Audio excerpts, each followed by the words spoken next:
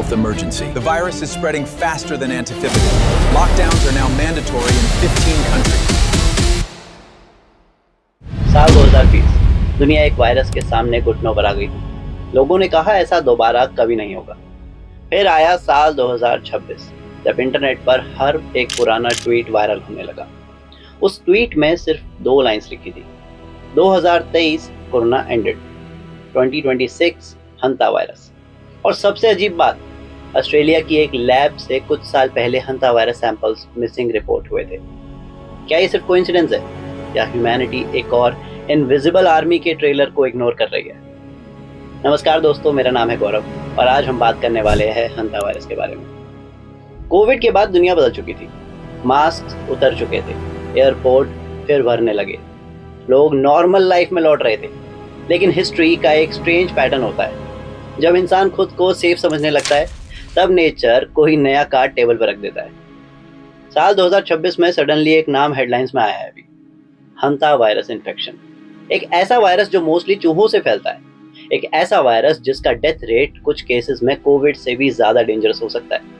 और फिर इंटरनेट ने एक और चीज नोटिस की, साल 2022 का एक मिस्टीरियस ट्वीट। उस ट्वीट में लिखा था साल 2023 में कोरोना खत्म हो जाएगा और साल 2026 में हंता वायरस आ जाएगा।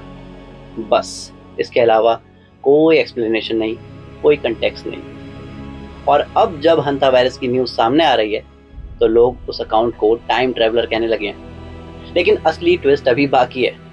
साल 2024 में ऑस्ट्रेलिया की एक गवर्नमेंट वायरोलॉजी लैब ने एडमिट किया कि उनके रिकॉर्ड से hundreds of virus sample missing है। उनमें एलिजेडली हंता वायरस के सैंपल्स भी इंक्लूडेड थे। इंटरनेट एक्सप्लोड हो गया।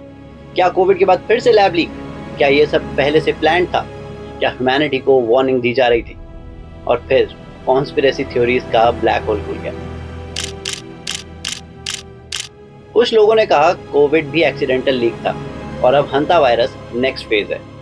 दूसरे लोग बोल रहे हैं नहीं, ये सिर्फ फियर मार्केटिंग है, बस डराया जा रहा है। लेकिन साइंटिस्ट एक और चीज पर फोकस कर रहे हैं जो शायद और भी ज्यादा डिस्टर्बिंग है, और वो है क्लाइमेट चेंज।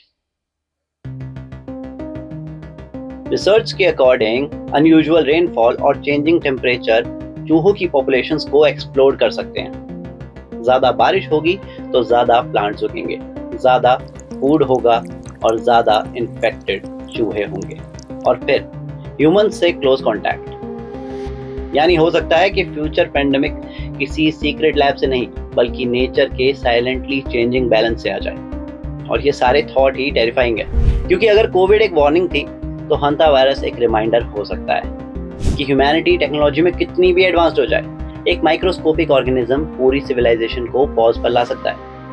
लेकिन सबसे क्रीपी बात क्या है, हंता वायरस कोई नया वायरस नहीं है, ये सालों पहले से एग्जिस्ट करता है। तो फिर अचानक इतना डर क्यों? आंसर सिंपल है, कोविड ने दुनिया को पागल बना दिया है। अब हर आउटब्रेक के पीछे लोग hidden agendas, secret labs, predictions, ये सब कुछ सर्च कर रहे हैं। और इसके अलावा इंटरनेट पर कॉन्स्पिरेसी थ्योरीज भरी पड़ी है। और हम सभी जानते हैं कि इंटरनेट हमारे डर को एम्पलीफाई करता है। एक ट्वीट, एक मिसिंग सैंपल, एक आउटब्रेक, और ह्यूमन इमेजिनेशन बाकी स्टोरी खुद ही लिख देती है। तो सवाल ये है कि क्या हंता वायरस नेक्स्ट पेंडेमिक बन सकता है? अभी एक्सपर्ट्स कहते हैं not likely on Covid level, लेकिन हिस्ट्री ने एक लेसन जरूर दिया है, सबसे डेंजरस चीजें हमेशा लाउड एंट्री नहीं करती। कभी कभी वो बस डस्टी रूम के कोने में छुप कर वेट करती है। और जब ह्यूमैनिटी को लगता है कि सब कुछ कंट्रोल में है तो खुलते हैं कई रहस्य। जय श्री राम।